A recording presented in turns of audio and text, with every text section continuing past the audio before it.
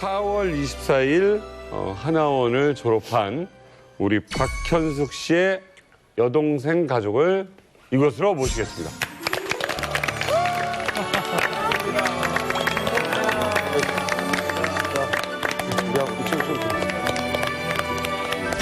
자, 소개를 좀 부탁드릴게요. 안녕하십니까. 저는 2018년에 탈북해서 2019년 4월 24일에 하나원에서 나온 박현숙의 동생 박현성입니다. 잘 부탁드립니다. 감사합니다. 자, 그리고요. 안녕하세요.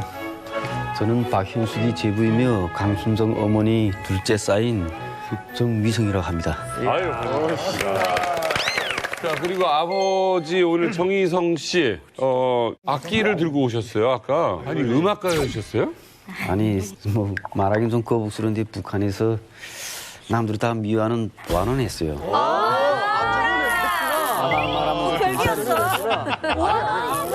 경찰 같은. 아니, 이렇게 개미 한 마리도 뭐라고 못할 것 같은데. 궁금한 게 이렇게 이제 현숙 씨가 이렇게 전화도 하고 돈도 모으고 계속 그랬었는데 왜 현정 씨는 안 오려고 하신 거예요? 보아는 가족까지 했는데 거기 가면 그 사람들이 우리를 어떻게 생각해 줄까? 네? 언니 난 안 가겠다. 여기서 그냥 이렇게 살면서 아이들을 내시어 보겠다. 이렇게 했댔습니다. 남편이 반대해서 그러셨던 건 아닌가요? 저희 남편 보고 이야기했습니다. 가지 않겠나 하니까 저희 남편은 완전히 확고하게 못 간다. 정 그러면은 네가 아이들 데리고 가라. 나는 그래도 이 땅에 있어야 한다. 야, 아니, 그럴 수 있죠. 저는 솔직히 말해 저희 남편이 언니 때문에 종복 벗었는데 저하고 리언만 했으면 종복도 안 벗을 수 있었는데 저하고 그냥 절 내놓지 않고 종복을 뻗는 길을 택했거든요. 그게 사실은 쉽지 않은 일입니다. 그렇지. 그런 사람을 제가 버리고 저 하나의 행복만을 찾아간다면 그 어디 사람이겠습니까? 저 집은 말씀만 하면 명언이야. 맞아. 아버님, 사실 솔직히 이렇게 원망 같은 거는 없으셨어요? 글쎄, 처음에 좀 고가분 마음도 없지 않아 있었어요. 그렇지만 또 생각해보니까 정말 간부들이 살기 좋은 세상이란 말이에요. 평민들은 정말 힘들게 살거든요. 나도 지하층에 불러보니까 이 인민들이 얼마나 힘들게 살았는가 하는 걸 내가 그때마다 느끼면서 처음엔 좀 고가 같지만은 잘 갔다. 내 덕분에 또 오늘 한국이라는 데도 발발 받고 세계를 알게 됐거든요. 정희성 선생님께 좀 여쭤보고 싶은 게 자본주의 녹록치 않게 힘들다는 거 얘기 들으셨죠? 예. 이제 아마 딸들 키우시려면 굉장히 고생하실 거예요. 그래도 근심하네요. 왜냐하면 우리 북한에서는 아무것도 주지도 않은 상태에서 지금까지 다 사는데 거기에 비하면 뭐 여기 일하면 일한 것만큼 그래도 월급을 주고 한다 하니까 네. 그게 뭐 아무 데 가서는 자기가 직심실이 우리 또 이 북한 사람들 근면한 건 있어요. 네. 아무 데 가서는. 그러니까 그래서 뭐 막히는 일 없고 무서워 안 하고 그러니까 우리는 근심 안 해요. 잘 되길 바라겠습니다. 이 북한에서 정치학교, 그러니까 우리의 경찰대학 같은 곳이죠. 네, 그런 곳에서 수석으로 이 졸업하신 정의성 씨가 북한 국경에서 목숨을 잃을 뻔한 사연을 지금부터 들려주시겠습니다. 좀 심각한 이야기일 것 같은데 어떤 일이 있으셨나요? 네, 이 말하기 전에 우리 가족들을 좀 내보냈으면 좋겠습니다.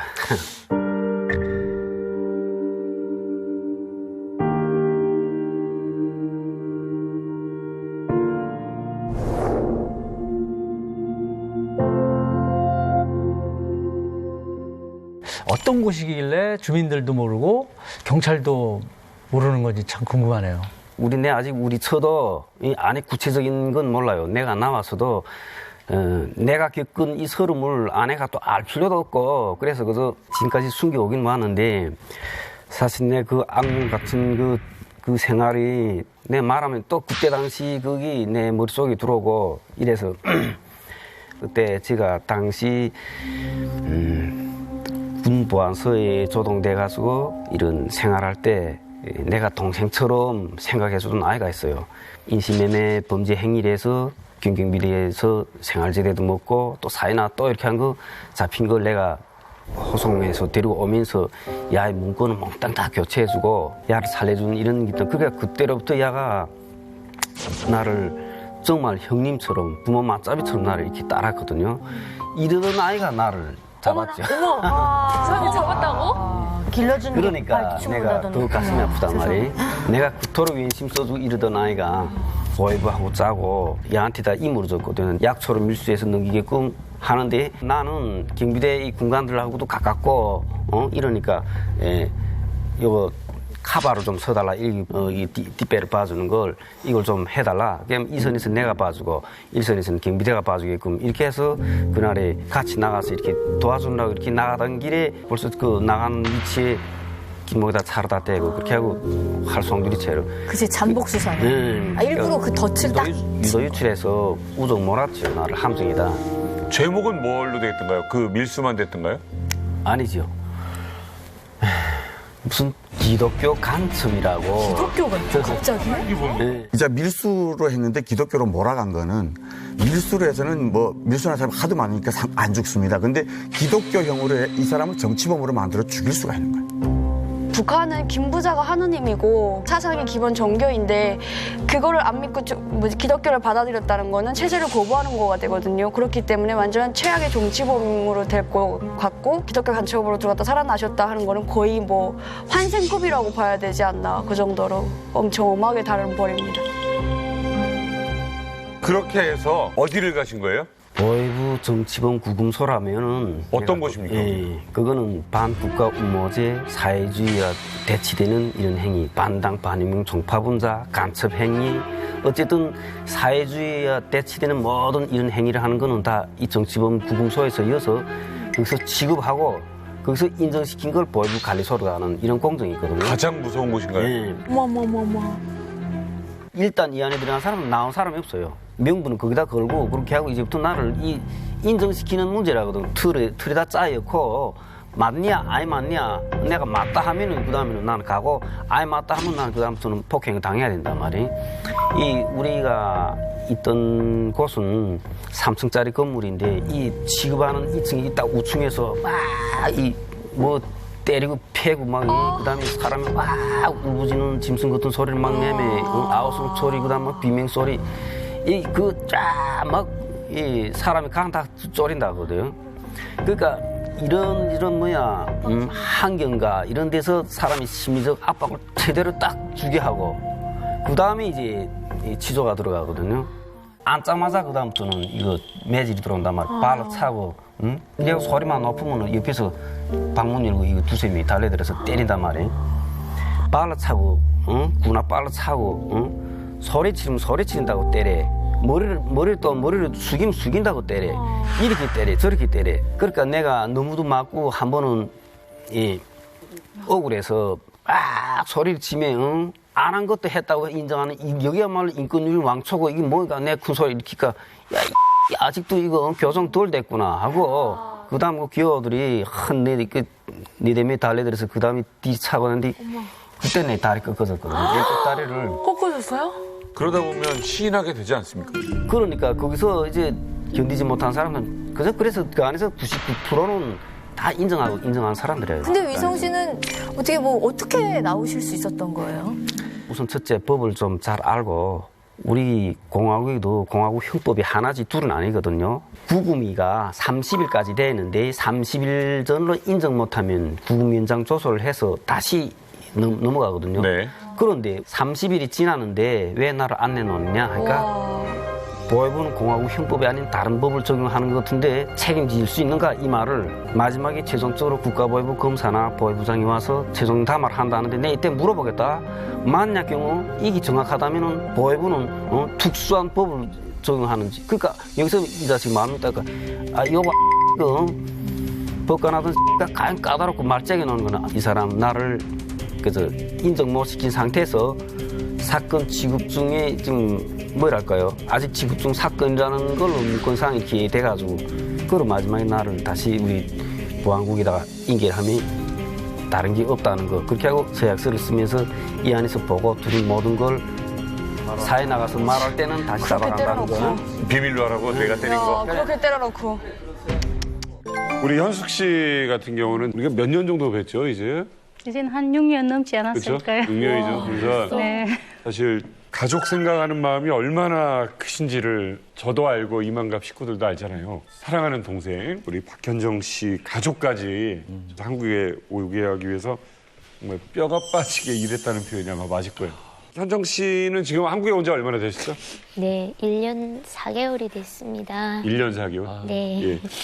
그 작년에 그 현정 씨와 함께 한국으로 왔던 우리 현정 씨의 남편분이시죠. 정희성 씨가 8월 9일에 한국 정착 1년 만에 위암으로 세상을 떠나셨습니다.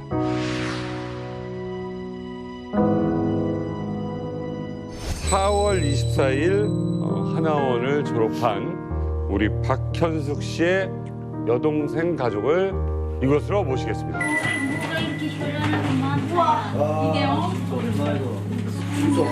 여기는 더웠어요.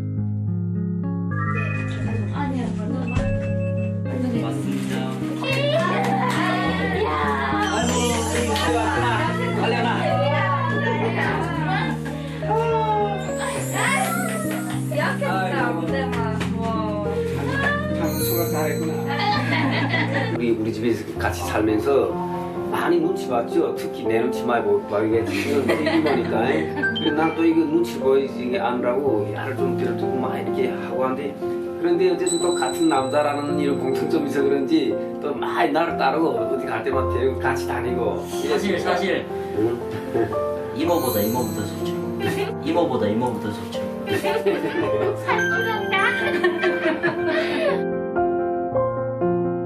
그래도 근심하네요. 북한에서는 아무것도 주지도 않은 상태에서 지금까지 다 사는데, 거기에 비하면 뭐 이건 일하면 일한 것만큼 그래도 월급을 주고 한다 하니까 이게 뭐 아무 데 가서는 자기가 직심실이, 그러니까 우리는 근심하네. 어떤 가장이라고 말씀할 수 있을까요? 저희 애아빠는 그 어떤 어려운 상황에서도 비관을 모르고 항상 낙천적으로 웃으면서 저한테 괜찮아, 나만 믿어 하면서 웃으며 다독여주던 그 모습이 제일 멋지었고, 한 가정의 가장으로서, 그리고 한 여자의 남편으로서, 두 딸의 아빠로서 정말 한 생을 무거운 짐만 지고 살다가 하늘나라로 간 정말 멋진 사람이었습니다.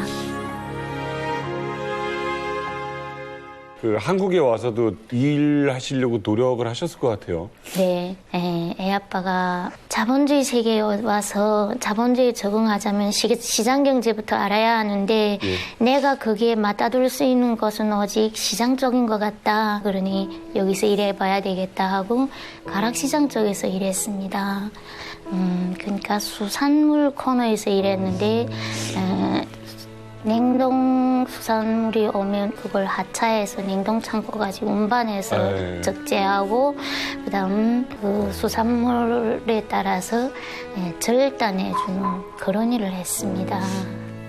가장 안타까운 게 뭐세요, 남편 생각하시면서? 제일 안타까운 게 그렇게 낙천적이던 사람이 저한테는 아무 소리도 안 했지만 저녁에는 홀로 울더라고요. 어느 날 보니까.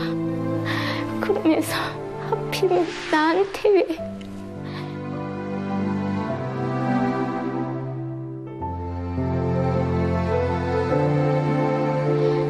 제가 제일 좀 안타깝게 생각하는 게, 암에 걸린 분들은 대체적으로 몸을 차게 굴면 안 된다고, 암이 내가 좀 더 했고 하고 애아빠를 그곳에서 일시키지 않았더라면 좀 어땠을까, 이런 후회가 정말 많이 듭니다.